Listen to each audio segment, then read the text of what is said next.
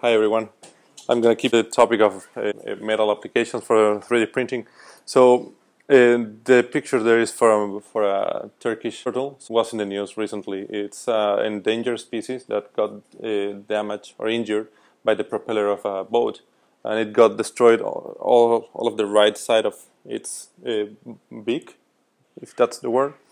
So what the scientific that found it did was called this company, BTech Innovation, which is located in Turkey, and they're fairly new. They were founded a year ago, so I couldn't find information about the size of this company. Although, in fact, their web page is under construction. Some of their links are not working. Some of their links are in English, others are in Turkish.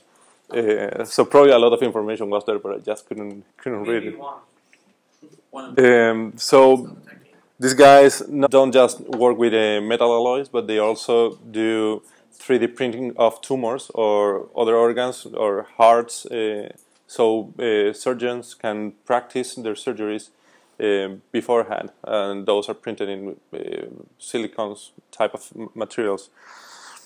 So what this guy did was took a CT scan, so I'm assuming that at least someone doesn't know what that is, because I didn't know.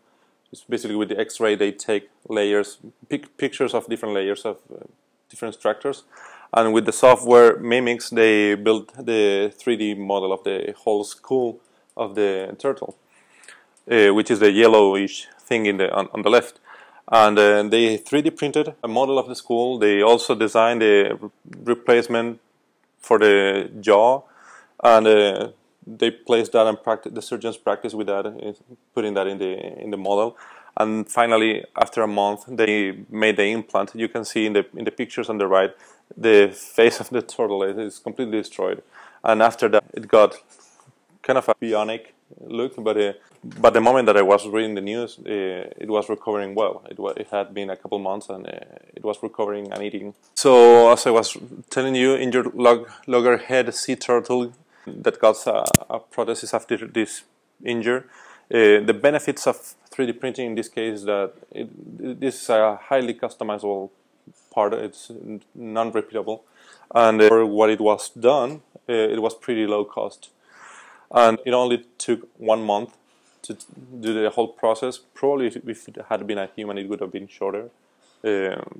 But still, just to build the molds and send them to casting and everything would have been taking longer, and probably the turtle would have died by that time. So the second case is 3D Systems. It's a really big company.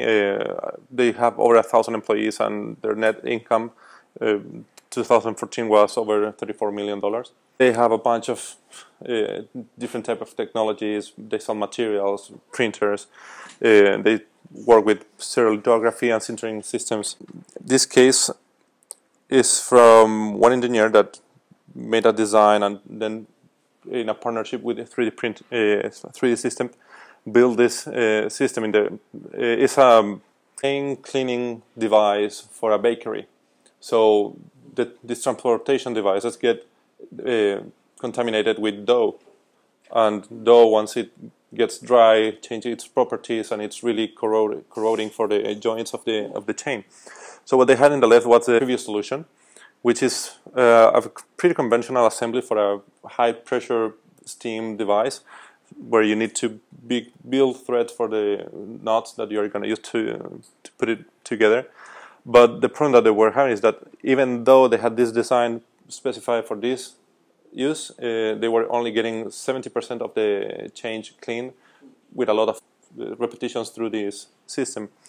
So what these guys did was use aluminum through a direct metal laser sintering system to design a different geometry that would allow them to place the nozzles of steam in the really strategic locations, and it's only one piece that can hold higher pressures than if it was an assembly put together. And with that system, they can get a chain that is 100% clean after one pass. And after they did that and they implemented that, they started promoting that and selling that to different bakeries. I don't have numbers of how many bakeries though they are using this. Saying 70% of the chain being clean before they come up with this solution, and those are my references. Any questions?